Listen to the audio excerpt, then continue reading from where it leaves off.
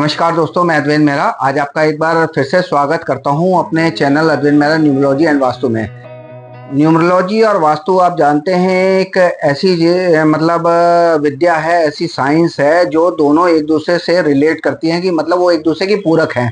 क्योंकि वास्तु के अंदर भी हम बहुत सारी ऐसी चीज़ों को देखते हैं जिसको हम न्यूमरोलॉजी के अंदर जानते हैं कि न्यूमरोलॉजी में भी हम ग्रहों को देखते हैं, और वास्तु के अंदर भी हम बहुत सारे ऐसी चीज़ों में हम ग्रहों को ही देखते हैं। क्योंकि ग्रहों के बिना हमारा जो ये सृष्टि है, संसार है, वो चलता ही नहीं है। तो हर चीज जो हमारी 9 ग्रहों से ही चलती है। तो हमें क्या करना है, हमने अपने 9 ग्रहों को अच्छा करना होता है। तो पिछली वीडियो में मैंने बताया था कि 9 प्लैनेट्स की रेमेडीज कौन कौन सी, आपको बताया था कि उसको किसी छोटी छोटी चीजों से हम कैसे अपने 9 ग्रहों को सही कर सकते हैं।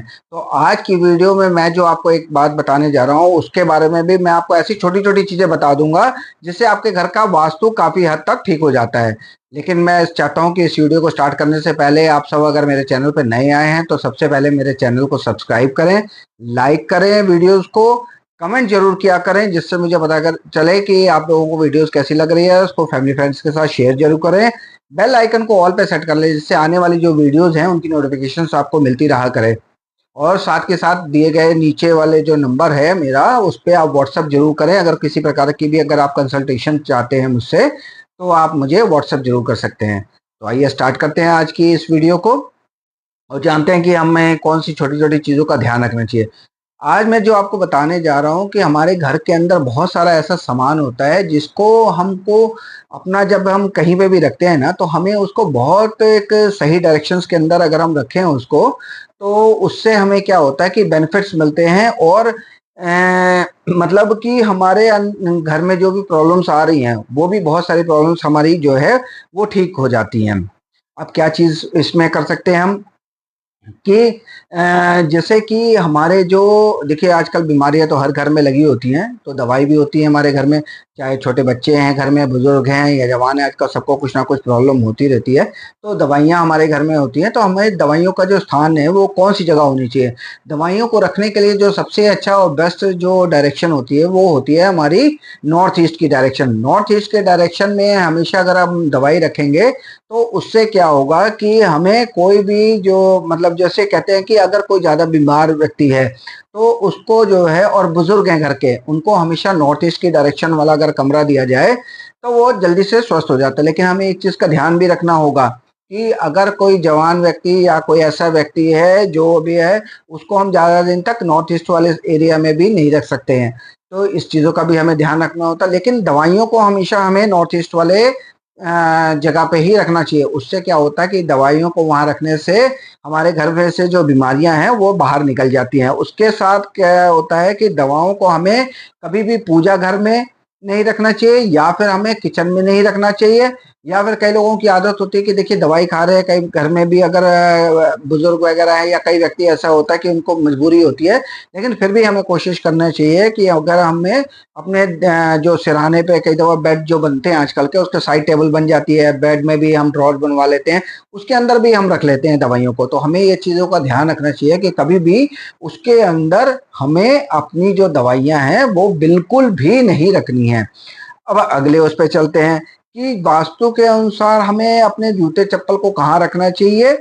हमेशा उनको हमें ऐसी जगह पे रखना चाहिए जो डायरेक्शन उनके हिसाब से, जैसे कि अगर हम पश्चिम दिशा की बात करें तो वो हमारी शनि की दिशा है, तो हम वहां पे अपने जूते चप्पलों को रख सकते हैं। और दक्षिण दिशा में भी हम रख सकते हैं। तो पश्चिम दिशा में रखने और दक्षिण दिशा में रखने का भी एक नियम है कि जूते चप्पलों को हमेशा शू रख के अंदर रखें। और शू रैक ऐसा होना चाहिए जो कवर्ड, जिसमें कवर लगा हो, चाहे वो कपड़े के कवर से ढका हो, चाहे आपका ऐसा बना हो प्लास्टिक का हो, लेकिन लकड़ी का हो, लेकिन हमेशा कवर होना। जैसे कि क्या होता है कि लोग आते हैं और अपने घर में जो जूते चप्पलें इधर उधर बिखेर देते हैं। कुछ लोगों की आदत होती है वो अपने जूते चप्पलों को कभी भी संभाल के नहीं रखते हैं, वो कहीं भी फेंकते रहते हैं।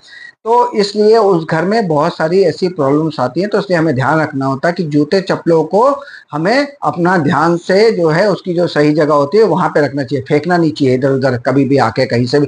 बच्चे होते हैं स्कूल से आते हैं अपने जूते इधर उधर फेंक देते हैं, तो उन बच्चों को भी हमें सिखाना चाहिए कि हमें कभी अपने जो है जूते चप्पल इधर उधर नहीं रखने चाहिए। अब अगली बात आ जाती है हमारे घर का जो एक मेन चीज होती है जिसको कई वास्तु वाले और कई उसमें ये बोलते हैं कि ये तो सिर्फ एक हमारा इंस्ट्रूमेंट है घर को साफ करने के लिए, लेकिन नहीं, हमारे घर में सदियों से हमारे यहाँ पे बड़े बुजुर्ग जो है झाड़ू को हमेशा पूजते आए हैं, झाड़ू को माँ लक्ष्मी का प्रतीक मानते आए हैं। तो झाड़ू को भी अगर हम सही दिशा में नहीं रखते हैं तो वो हमारे लिए भी, उससे भी दिक्कतें आती हैं।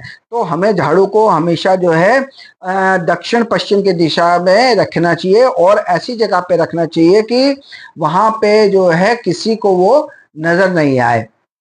अगर नजर आता है तो उससे क्या होता है कि कहते हैं कि हमारे घर की लक्ष्मी चली जाती है।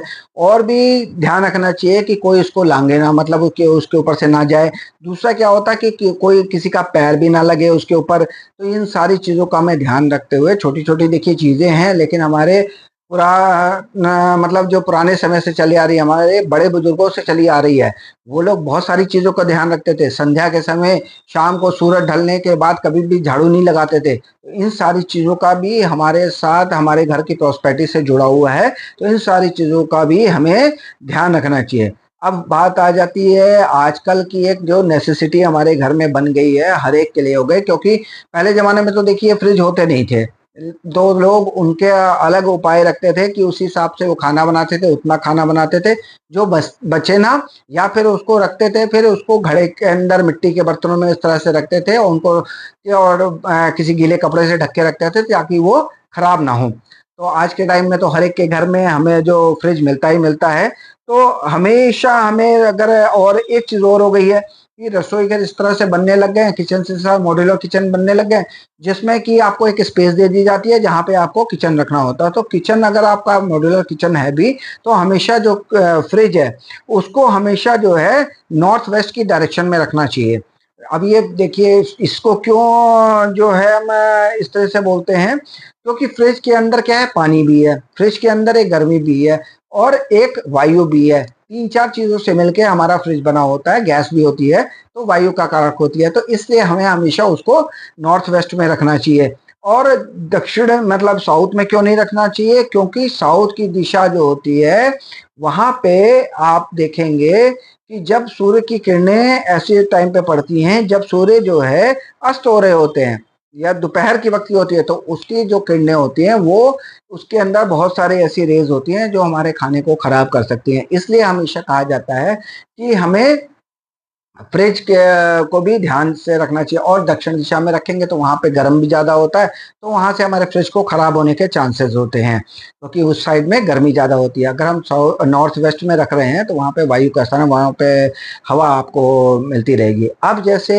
एक हमारा जो मेन चीज आ गई, हम पीने का पानी का बर्तन अब रसोई घर में हम रखते हैं, कहाँ पे रखते हैं हम, होता क्या है कि कहीं भी हम रख देते हैं। तो ये भी चीजों का हमें ध्यान रखना चाहिए। हमें हमेशा उसको नॉर्थ ईस्ट, यानी कि ईशान कोण, यानी कि हमारा कौन सा हो गया, अ, उत्तर और पूर्व का दिशा, नॉर्थ ईस्ट की दिशा हो गई उत्तर पूर्व की दिशा, वहां पे हमेशा उसको रखना चाहिए। जिससे क्या होता है कि वो दिशा हमारी जल की दिशा है, तो वहां पे हमें पानी का, स्टोरेज का पानी हमें रखना चाहिए। और ये भी ध्यान रखना चाहिए, या फिर हम पूर्व में भी रख सकते हैं, यानी कि ईस्ट में रख सकते हैं। उसको हमें जो है कोशिश करनी चाहिए, जैसे आजकल हर एक के घर में आरओ है, फिल्टर है, तो उसको भी हमें कोशिश यही करनी चाहिए कि वो हमारा जो है या तो ईस्ट में लगा हो, या फिर हमारा नॉर्थ ईस्ट के कोने में लगा हो। तो हमारे लिए बहुत अच्छा होता है, क्योंकि पानी का फ्लो होता है, उसमें पानी भरता है, पानी फ्लो होता है, और ज़्यादा पानी स्टोरेज नहीं होता है। 9 लीटर 10 लीटर का ऐसे ही मैक्सिमम आपके फिल्टर्स आते हैं, तो उनका भी हमें ध्यान रखना चाहिए। और अगर हम स्लैब का, जो हमारा जो एक किचन का स्लैब है, उसके ऊपर अगर हम रखते हैं तो उसका भी ध्यान रखना होता है कि हमारा जो बर्नर है और उसके साथ में हमें कभी भी पानी को नहीं रखना चाहिए, क्योंकि आग और पानी एक दूसरे के विपरीत हो जाते हैं और उससे हमारे पास निगेटिव इफेक्ट्स आते हैं। तो इन छोटी छोटी चीज़ों का हमेशा हमें अपने जीवन में ध्यान देना होगा, जिससे हमारे घर की जो प्रॉस्पेरिटी है वो बनी रहे। अब देखिए, मैंने आपको बताया था ना शुरू में ही कि हमारे घर का जो वास्तु है, न्यूमरोलॉजी है, इन सब से हमें अगर हम ध्यान दें तो हमारे बहुत सारे जीवन में आने वाले जो कठिनाइयां हैं वो दूर हो सकती हैं। तो मैंने आपको आज के इस वीडियो में बहुत छोटी सी जो जानकारी दी है वो भी आपके लिए बहुत ही जिसको कहते हैं कि फ्रूटफुल होगी, बेनिफिट देगी, आपको हमेशा आपके लिए लाभदायक होगी। तो आप लोग सबसे पहले मेरे चैनल को सब्सक्राइब कर लें, और वीडियोस को जरूर लाइक किया करें, कमेंट्स किया करें, शेयर करें फैमिली फ्रेंड्स के साथ। तो आज की वीडियो को यहीं पे एंड करते हैं। कल एक नई वीडियो के साथ आपसे मैं बात करूंगा, नए टॉपिक पे बात करूंगा। तो आज के लिए बस इतना ही। आप सब हमेशा खुश रहें, स्वस्थ रहें। नमस्कार।